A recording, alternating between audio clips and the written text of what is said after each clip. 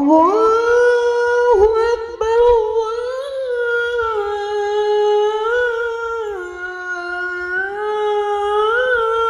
أكبر أشهد أن لا إله إلا الله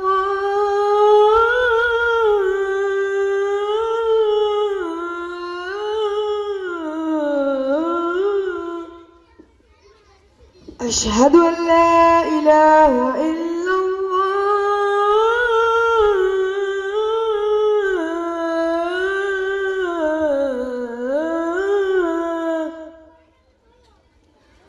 أشهد أن محمدا رسول الله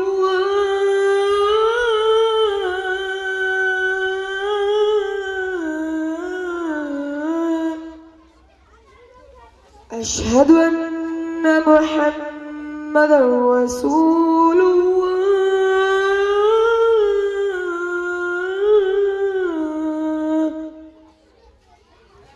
حي على الصلاة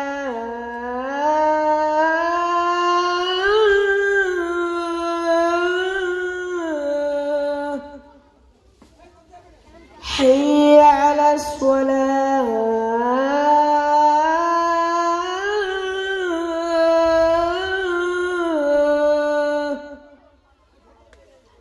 حي على الفلاح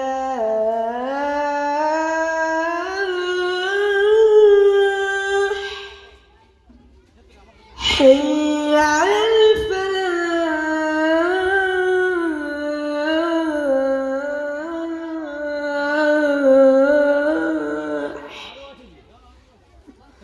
الله أكبر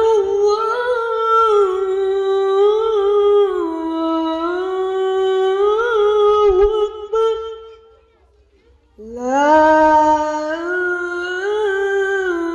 إله إلا الله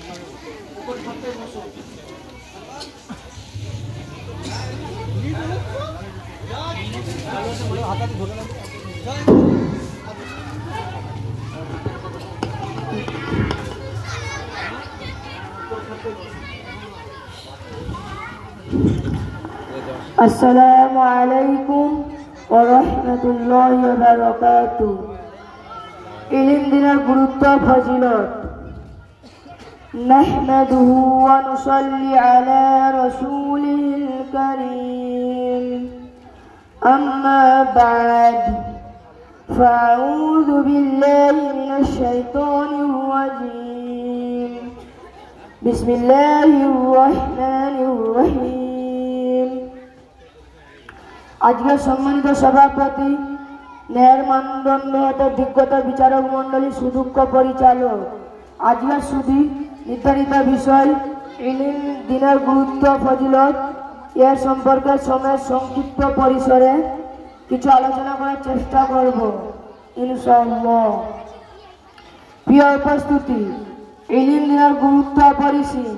এই ইলমই মানুষকে উভয় জাহানের সফলতার পথ দেখায়, শান্তি ও সুখের পথ দেখায়, পরিচালিত করে ন্যায় ইনসাফের পথে, প্রসূত জীবন থেকে মানুষকে জীবন দান করে।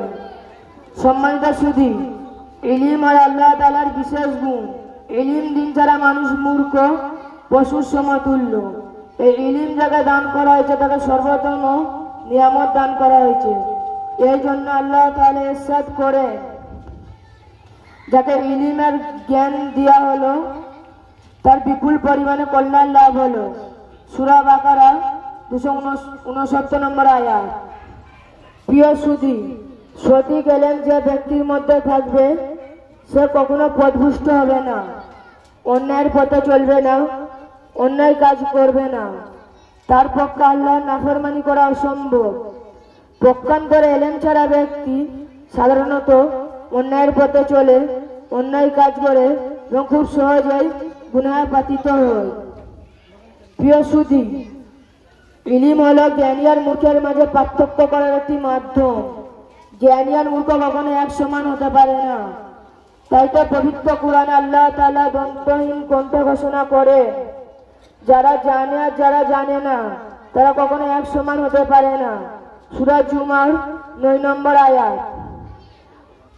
প্রিয় সুধী, প্রিয় উপস্থিতি, আল্লাহ তাআলা যাকে ইলিমের মতো মহা দৌলত দান করেছে তার সর্বদা ইলিম অনুযায়ী চলা ও ইলিমের শুকর আদায় করা, যাতে ইলিমের কোনো প্রকার খিয়ানত না হয়।